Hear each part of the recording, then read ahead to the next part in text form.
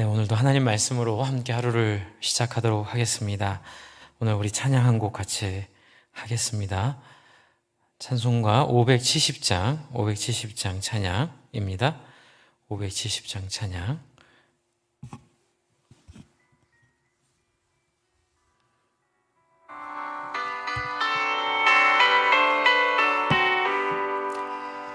주는 나를 기르시는 목자요, 나는 주님의 귀한 어린 양. 푸른 풀밭 맑은 시냇 물가로 나를 인도하여 주신다. 주는 나의 좋은 목자, 나는 그의 어린 양. 저를 따라 꿀을 먹여주시니 내게 부족함 전혀 없어라. 예쁜 새들 노래하는 아침과 노을 비피는 고운 황혼에 사랑하는 나의 목자 음성이 나를 언제나 불러주신다. 주는 나의 좋은 목자, 나는 그의 어린 양.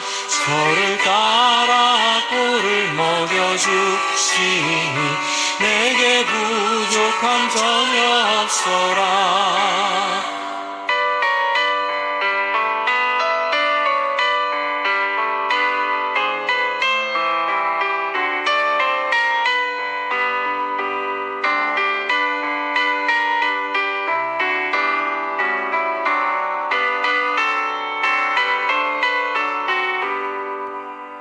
못된 짐승 나를 해치 못하고 거친 비바람 삼지 못하리. 나의 주님 강한 손을 펴시사 나를 주야로 지켜주신다. 주는 나의 좋은 목자, 나는 그의 어린 양. 저를 따라 꿀을 먹여주시니 내게 부족함 전혀 없어라.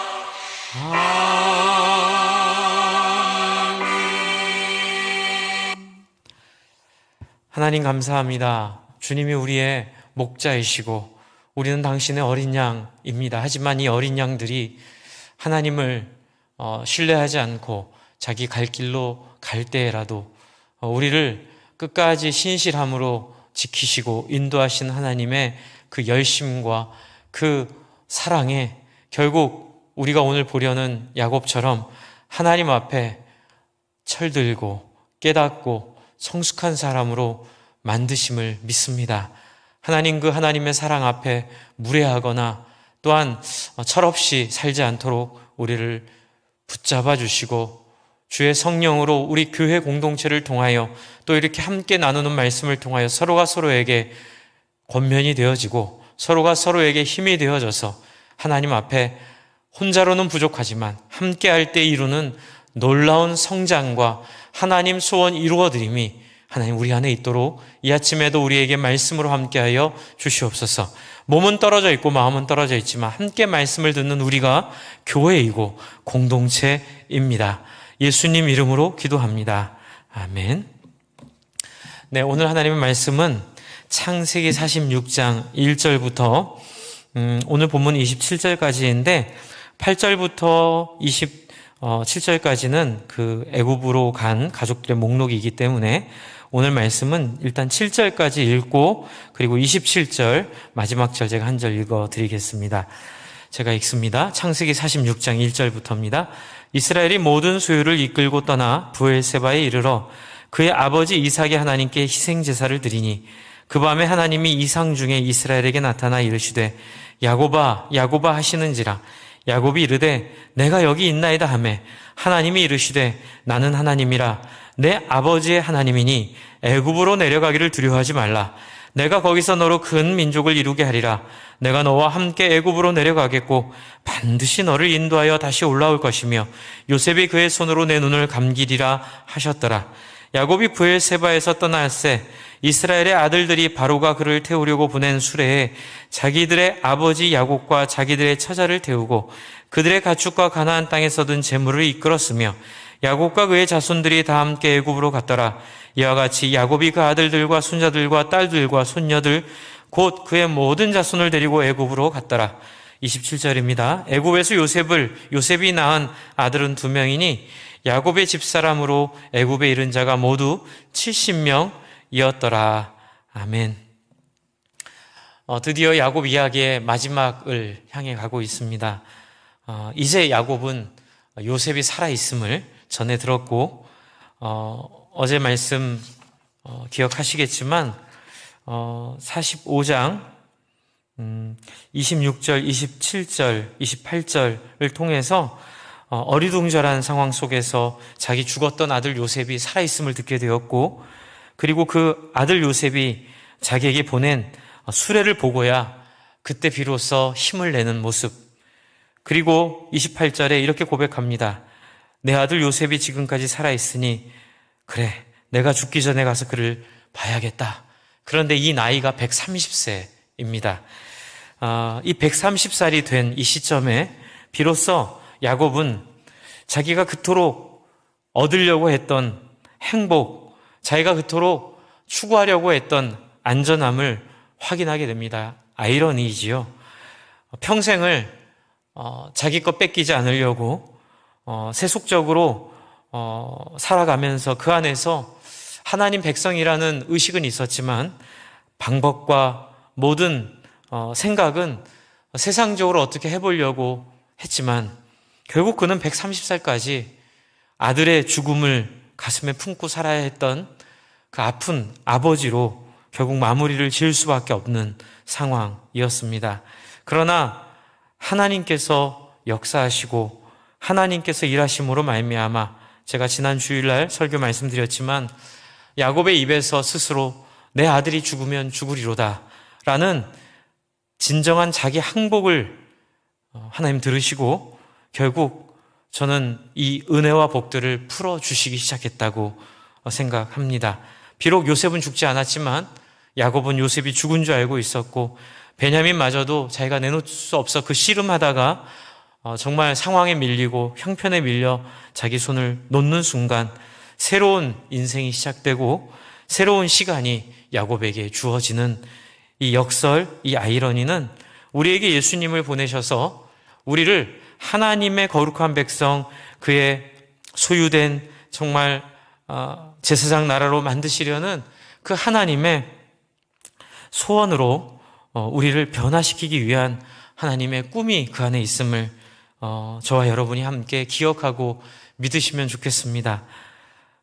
이렇게 말씀드리는 것은 저와 여러분의 인생이 단순히 예수님 믿고 이 땅에서 잘 사는 것이 목적이 아니라 하나님의 백성으로 목사가 됐던 이제 갓 예수님을 믿은 얼마 되지 않은 성도님이 됐던 그 차이는 없습니다. 우리는 함께 하나님 앞에 부름받은 하나님의 거룩한 백성, 그의 소유, 그의 제사장 나라인데 하나님께서 거기에 합당한 놀라운 인생을 살기를 하나님 초대하고 바라고 계심을 기억해 주시기를 바랍니다. 그래서 예수님을 믿는 것은 좀 더 잘 사는 것이 아니라 이 땅에서 좀 어려움을 피해 사는 것이 아니라 본질적으로 하나님의 언약 백성으로 그리고 본질적으로 하나님이 책임지시는 인생으로 살게 된다는 그 놀랍고 복스러운 이야기들을 저와 여러분의 마음에 깊이 새기는 계기가 되면 좋겠습니다. 지금 130세 때 야곱은 이제 오늘 1절을 보시면 모든 소유를 끌고 떠납니다. 이제까지는 자기가 주도했고 이제까지는 자기가 계획을 세웠고 이제까지는 자기가 보냈는데 이제는 하나님이 이스라엘을 끌고 계십니다. 참 감격스러운 절이지요. 이스라엘이 모든 소유를 끌고 떠나 또 그 다음 과정을 보면 브엘세바에 이르렀을 때 이제 헤브론에 있었는데 거기서 애굽으로 가는 길 도중에 남쪽에 브엘세바가 있습니다. 그런데 그 브엘세바를 지나치지 않습니다. 그 브엘세바를 보고 그의 아버지 이삭의 하나님께 제사를 드리는데 이것은 어떤 의미가 있냐면요. 이 브엘세바는 창세기 21장 31절 33절에 아브라함, 26장 23절 25절에 이삭이 우물과 관련돼서 하나님을 기억하고 하나님께 예배했던 그 장면이 있는 그 장소입니다.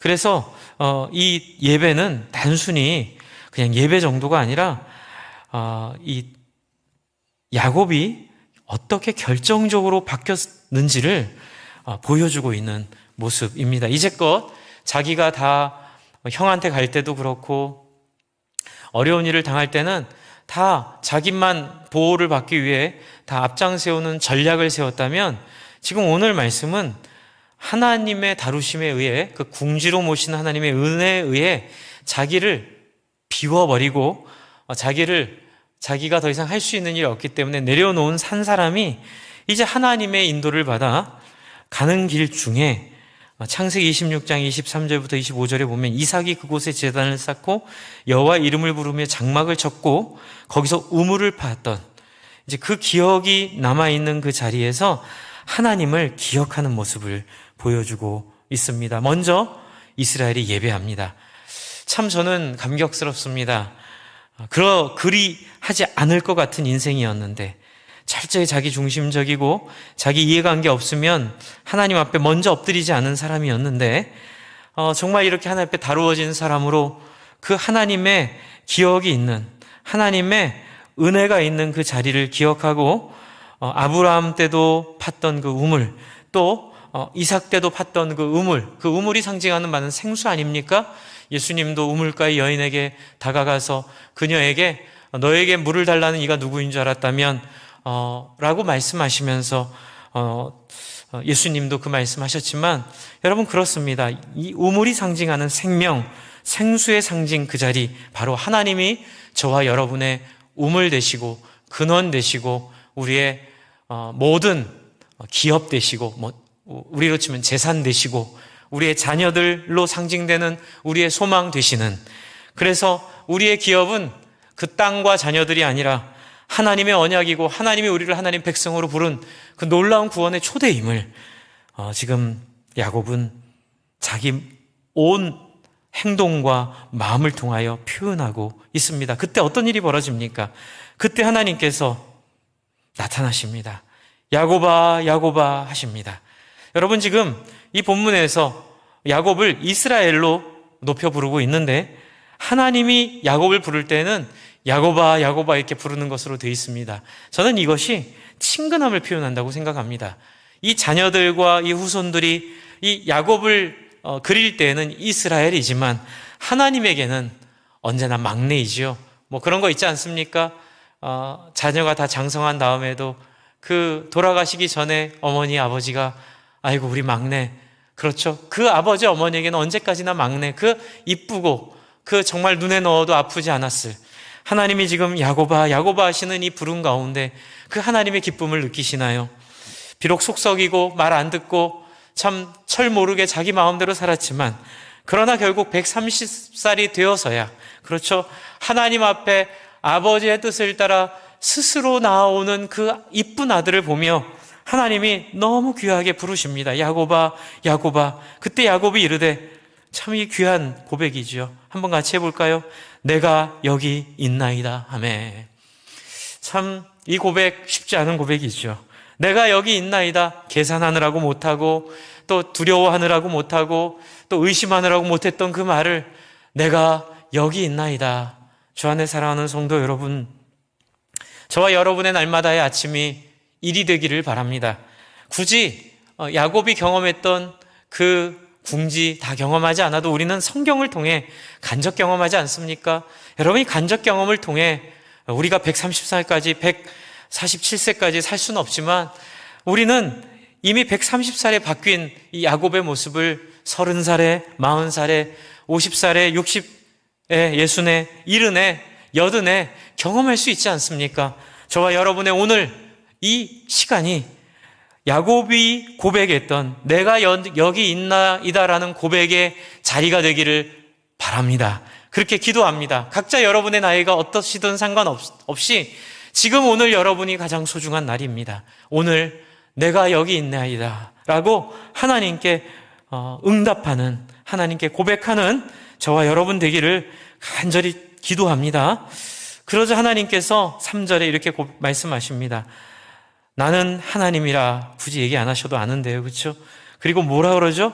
내 아버지 하나님이니 야곱아 야곱아 2번 부르시고 당신을 2번 증명하시는 이 마음 여러분 느끼시나요? 하나님께서 이 마음으로 다가오셔서 뭐라고 하시죠? 두려워하지 말라. 주 안에 사랑하는 성도 여러분, 두려워하지 마십시오. 염려하지 마십시오. 걱정 대출 끌어다가 당겨 쓰지 마십시오.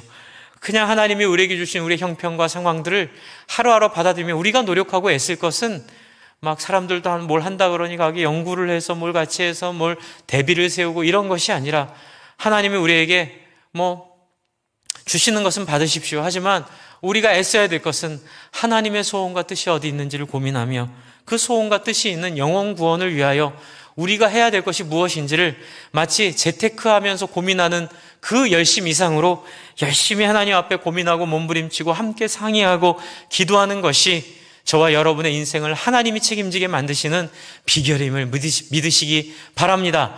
사명이 있는 사람은 하나님이 데려가지 않으십니다.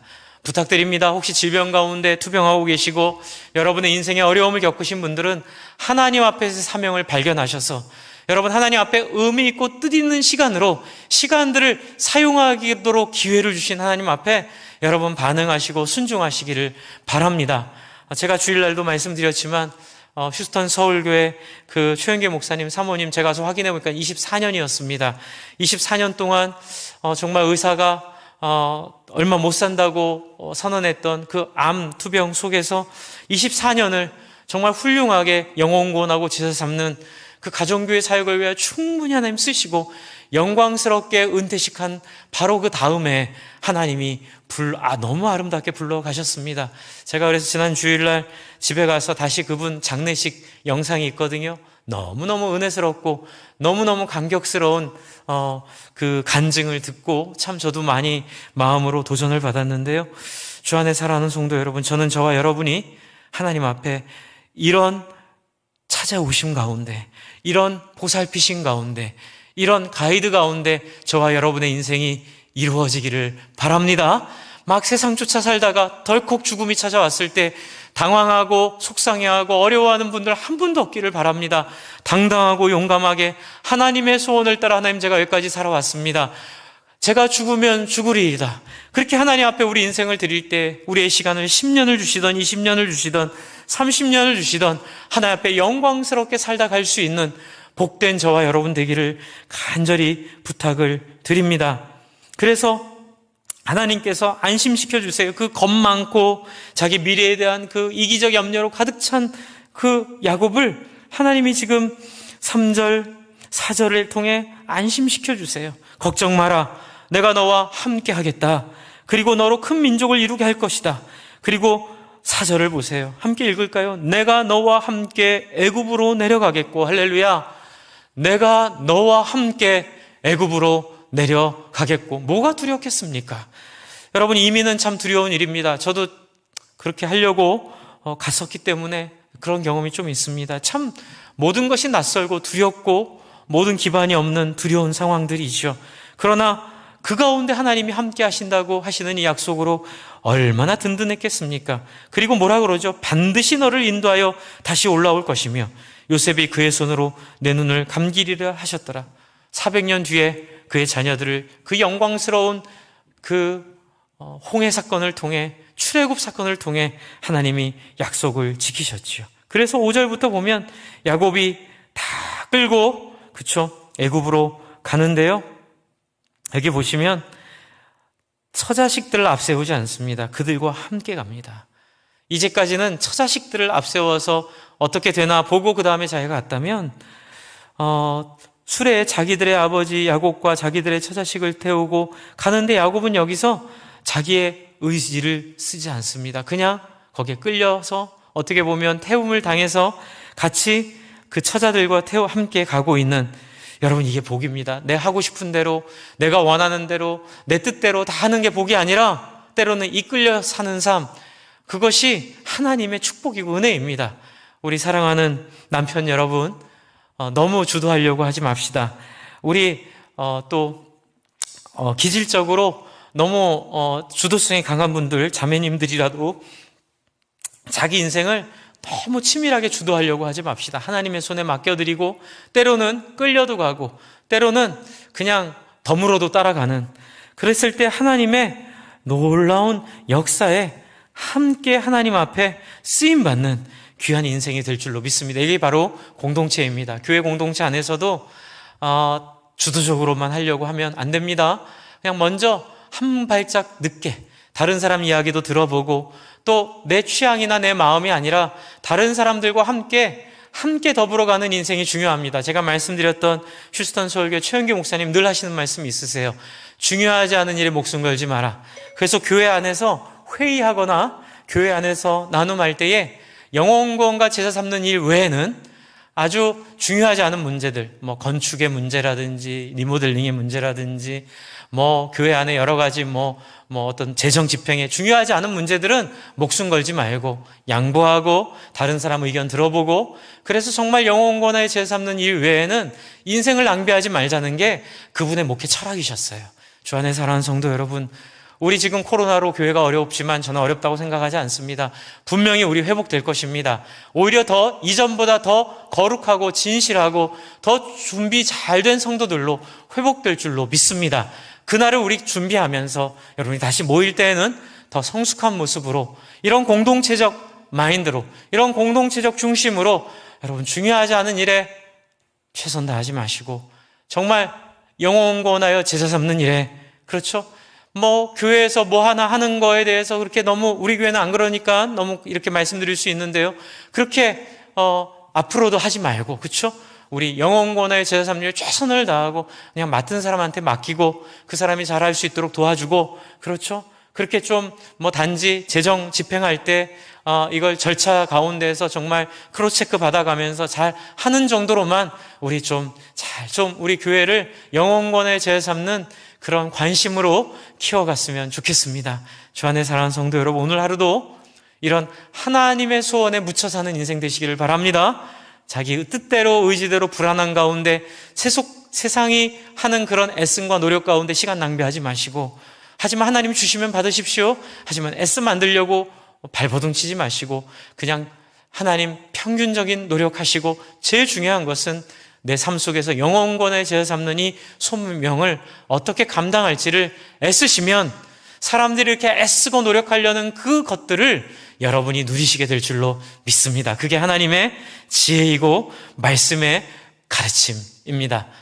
제가 한번 기도하겠습니다. 하나님 아버지, 우리 모든 성도님들이 정말로 세상 사람들이 가지려고 애쓰는 것, 거기에 인생을 투자하지 않고 하나님의 소원과 하나님의 뜻을 따라 내 인생에 키를 맡겨드릴 때, 하나님, 단지 그 일 하려고 했는데 하나님이 때로는 세상 사람들이 이렇게 누리려고 했던, 애썼지만 못 누렸던 것들을 그냥 선물로 주셔서 더 영혼구원하고 제사 삼는 일 하도록 하시는 많은 간증들을 봅니다. 하나님, 우리 성도님들에게 사탄이가 속이지 않도록, 그렇게 안 하면 안 될 거라고 속이지 않고, 하나님 속임 당하지 않고 오직 영혼구원하고 제사 삼는 이 하나님의 소망 가운데 자기의 주도성을 내려놓고, 자기의 고집들을 내려놓고, 자기의 어떤 열심들을 내려놓고 오직 영혼 살리는 일에 신방하고 돌아보고 위로하고 사람을 격려하고 말씀으로 세우는 이 일에 하나님 열심을 내는 우리 모든 성도님들로, 그런 인생들로 만들어 주시옵소서. 예수 믿고 자아가 잘 다루어지고, 예수 믿고 자기가 잘 내려놔지고, 예수 믿고 자기가 잘 포기되어지는 놀라운 경험을 하도록 하나님 인도해 주십시오. 예수님 이름으로 기도합니다. 아멘. 우리 함께 같이 교회를 위해, 또 우리 성도님들 위해서, 또 우리 주변에 기도 필요한 분들 위해서 함께 같이 기도하겠습니다.